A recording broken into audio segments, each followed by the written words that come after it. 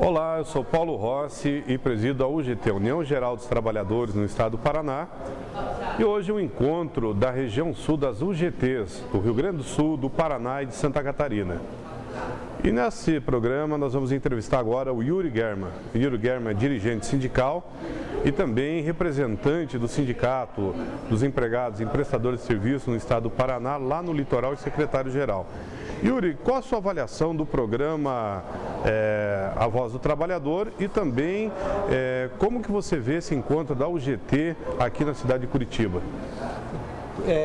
Bom, Paulo, eu acho que o encontro das UGTs aqui em Curitiba, ele foi muito salutar, ele foi muito produtivo, porque uniu aqui várias categorias, mais de 302 entidades que são ligadas às UGTs aqui na região sul, que representam com certeza mais de 1 milhão de trabalhadores. Isso é muito importante no momento que o Brasil vive, um processo de cada vez mais de democratização e os movimentos populares estão cada vez mais se organizando. Claro que o movimento sindical é muito importante, tem o seu papel histórico na transformação da sociedade e quanto mais os trabalhadores, através das suas entidades, se organizarem e participarem e discutirem e debater esse momento que o país vive, que é um momento de crescimento econômico, mas que é onde tem que haver justiça e obedecer e respeitar os direitos dos trabalhadores no trabalho, isso ajuda mais o processo de democratização do país. A democracia ela não pode ser só de liberdades, ela tem que ser uma democracia na sua essência, na sociedade, a democracia tem que ser social. E isso faz parte da luta dos trabalhadores há muitos anos de vida, ao longo da história do país.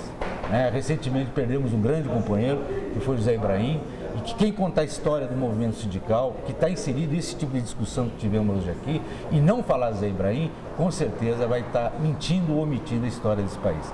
Esses encontros e esses seminários eles só fazem muito bem para a vida do trabalhador e para a sociedade brasileira. Yuri, nós tivemos uma palestra com a doutora Zilmar Alencar, que ela foi secretária de Relações do Trabalho do Ministério do Trabalho e Emprego. E ela falou justamente sobre a nova portaria do Ministério do Trabalho, que trata da concessão de registro sindical. E ela fez uma grande crítica até no papel que exerce o novo secretário de Relações do Trabalho, que é ligado a uma determinada central sindical, dita por ser governista, e o ministro que é ligado a um outro partido político e também a uma outra central sindical. E na sua crítica, a ex-secretária, ela diz que a portaria, no artigo 25º, ele dá amplos poderes ao secretário, ou seja, é um ministro com poderes mais do que o ministro de fato, ou seja, o ministro de fato que é o secretário, enquanto que o ministro de direito não tem esse poder, inclusive de vetar a concessão de registro sindical. E você que vive nesse meio político, no dia a dia da política, tanto partidária como sindical, como que você avalia o papel do Ministério do Trabalho hoje, não somente frente à questão sindical, mas também na geração de emprego, na qualificação profissional, que nós sabemos que a presidente Dilma tirou todos os principais programas, como o Pronatec, que é a formação profissional, que deu para o Ministério da Educação, para o ministro do PT, que é o Aloysio Mercadante, lá de São Paulo, e hoje está no Ministério da Educação. Então, qual é esse papel do Ministério do Trabalho? Como que se avalia isso? É só uma moeda de troca ou vale a pena mesmo ser ministro no atual governo da Dilma? Olha, na verdade, a visão que eu tenho, Paulo, é de que parece que o PT abandonou a luta de classes.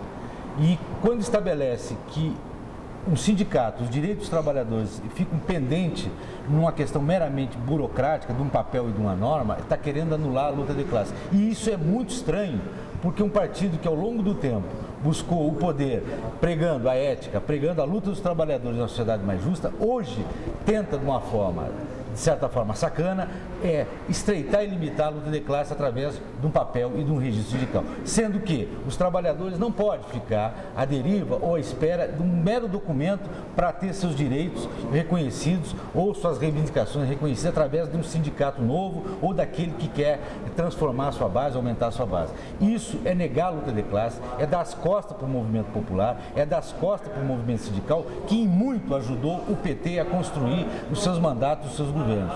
Isso é uma contradição sem precedentes. ficar de quatro, de certa forma, para o capital. Não existe nesse planeta e nesse país aqui a negação da luta de classe. E ela está aí no dia a dia. É o trabalho escravo, é o trabalho infantil, é a falta dos direitos dos trabalhadores sendo respeitados, enfim, um monte de coisa. E o PT muito nos estranha quando faz esse jogo do capitalismo, esse jogo da burguesia, de certa forma, massacrando os trabalhadores e o próprio movimento sindical. A questão da geração de emprego e renda, no meu entendimento, ela é uma coisa de aparência. Por quê? As convenções coletivas hoje, elas estão submissas a uma política econômica. E os sindicatos estão com dificuldade enorme de fazer as suas negociações coletivas em função meramente disso, dessa questão do que o PT não é para o trabalhador. Hoje em dia, o governo do PT não é para os trabalhadores. O governo do PT é para banqueiro. O governo do PT é para os empresários. E aí quem sofre é o mundo sindical e é o conjunto dos trabalhadores. Yuri, nós sabemos que você tem feito um trabalho, tanto político como sindical, no litoral do estado do Paraná. O litoral tem sofrido muito por falta de políticas públicas. Paranaguá, que é a sua base lá, mudou o prefeito, que parece que é uma combinação, sai um ex-prefeito e entra um outro ex-prefeito. E agora, como que se avalia esses primeiros meses, né, vamos dizer assim, quase 6 meses de mandato do atual prefeito, o Mário Roque, que já foi prefeito por 2 vezes e agora está no 3º mandato e, por detalhe, o presidente da Câmara é justamente seu filho, o Marquinhos Roque. Olha, o que se estabelece em Paranaguá, e eu já moro lá 12 anos, e antes já conheci a história, é que é um rodízio, né, de 3 ou 4 políticos e que se mantém no poder de Paranaguá à custa do dinheiro público, né, na ilusão de que vão mudar cada vez mais. Eu hoje em dia faço um trabalho de levantamento de quanto que foi orçado nesses 4, 6 anos da gestão desse mesmo grupo, de quanto que Paranaguá arrecadou e aonde foi parar esse dinheiro. Essa mesmice da política local de Paranaguá mais atrasa Paranaguá do que ajuda a desenvolver a cidade. É um entra e sai, é uma ciranda, um sai, o outro deixa para o outro, aquela coisa toda, e a cidade não desenvolve. É necessário que a cidade se desenvolva com políticas públicas claras e com a participação da sociedade. O movimento sindical tenta, de alguma forma, construir isso. Da mesma forma que o próprio governo do estado também em nada contribui. Não adianta estabelecer um grande movimento financeiro em Paranaguá por causa do porto, mas as suas adjacências da comunidade. A comunidade tem sofrido muito com a falta de saneamento, com a falta de uma saúde melhor e assim por diante. Então não adianta dizer que Paranaguá tem o maior porto do Brasil, um dos maiores portos, é concordável, sabemos disso, mas a infraestrutura da cidade é das piores possíveis. A água potável de Paranaguá é uma das mais caras do sul do país, se não for incluída do país. Por quê? Porque ela é privada, ela foi privatizada por esses governos no passado, na época do senhor Roque, junto com o seu Tortato e juntamente com o senhor Baca, que também foi prefeito e que foi testemunha num próprio acordo.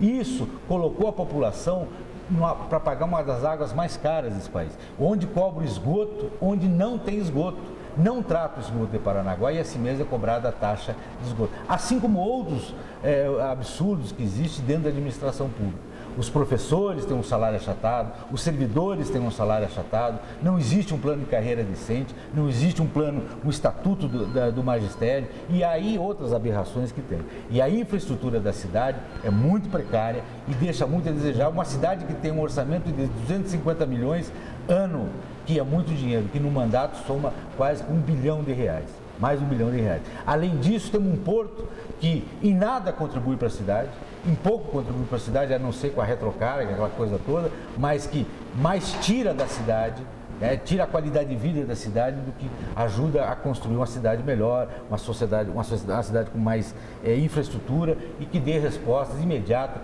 para a grande pobreza que cerca Maringá e para a falta de emprego e principalmente para a questão da saúde daquela população.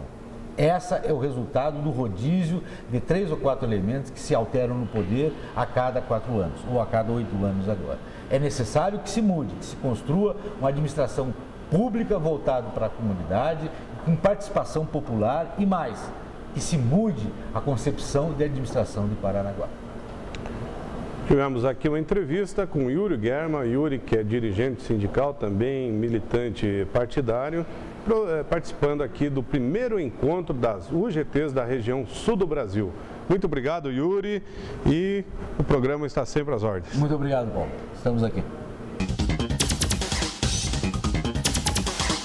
E a UGT segue com suas campanhas de responsabilidade social e responsabilidade pública.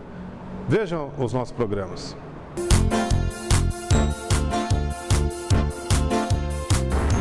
E pensar que mais de 1 milhão de carros no trânsito de Curitiba.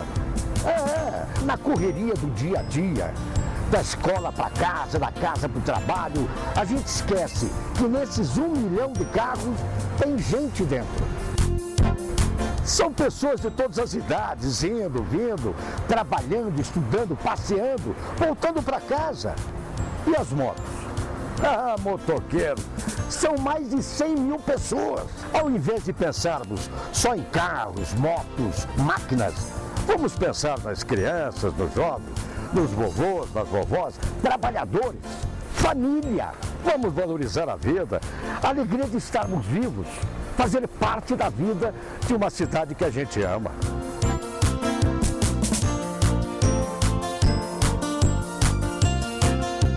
Que tal se, além de respeitar as leis do trânsito, que é o básico, é a obrigação de qualquer motorista, a gente pudesse sorrir? Coisa simples, isso mesmo, sorrir, ao invés de buzinar à toa e ficar nervoso. Pense nisso.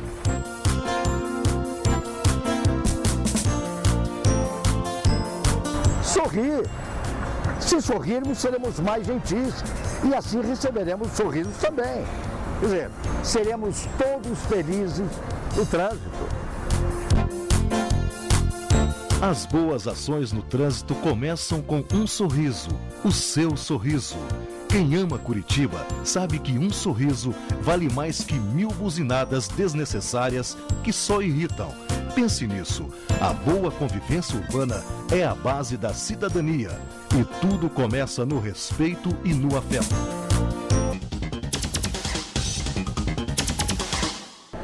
Nós estamos aqui no encontro das UGTs da região sul do Brasil, sendo realizado aqui na cidade de Curitiba. E agora nós vamos entrevistar a Gisele Berlim, a Gisele que é presidente do Sindoméstica, o Sindicato das Empregadas e Trabalhadoras Domésticas do litoral do estado do Paraná. Nós vamos bater um papo sobre essa questão dos direitos das trabalhadoras domésticas e como que vai ficar essa regulamentação. Gisele, muito obrigado, em primeiro lugar, pela sua participação no nosso programa aqui, o GT A Voz do Trabalhador. E nós gostaríamos de saber qual a sua opinião sobre essa questão da regulamentação das trabalhadoras domésticas. Acho que tudo que vem, né, a favor do trabalhador é válido. Mas, na minha opinião, o que era mais importante, que era o fundo de garantia, esse ainda ficou para ser regulamentado. Mas teve bastante avanço, né, com a hora extra, que é importante, as 44 horas semanais, mas teve a ver algumas coisas que ainda faltam ser regulamentadas e deu ainda, né, tem outras que foram regulamentadas, mas que as empregadas não se adequaram, que é a questão das 2 horas de almoço, voltou para ser meia hora, e ainda acho que tem bastante discussão ainda até essa PEC, né, 478, ela ficar redondinha mesmo. Mas na sua visão, Gisele, com a regulamentação, isso aí não pode gerar mais desemprego para as trabalhadoras domésticas? Porque a alegação de muitos empregadores domésticos, por eles serem assalariados, eles não conseguiriam acompanhar todos os direitos que as domésticas teriam, né, passariam a ter direito, como a multa do fundo de garantia, como o descanso, e, enfim, outros benefícios. Na sua visão, justifica essa reclamação de muitos empregadores domésticos que têm que demitir porque não conseguem empregar? Na minha opinião, não. Na minha opinião, eu acho que o trabalhador doméstico é como um trabalhador normal, assim como o trabalhador que contrata a empregada, porque ele é trabalhador, ele quer ter os direitos dele, a empregada doméstica também quer ter os seus.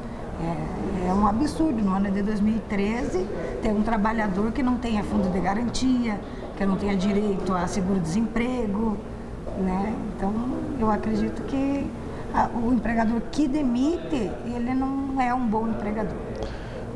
E quais serão, vamos dizer assim, os próximos passos do Sindicato dos Trabalhadores Domésticos para divulgar essa regulamentação que logo deve já ser regulamentado pelo Senado?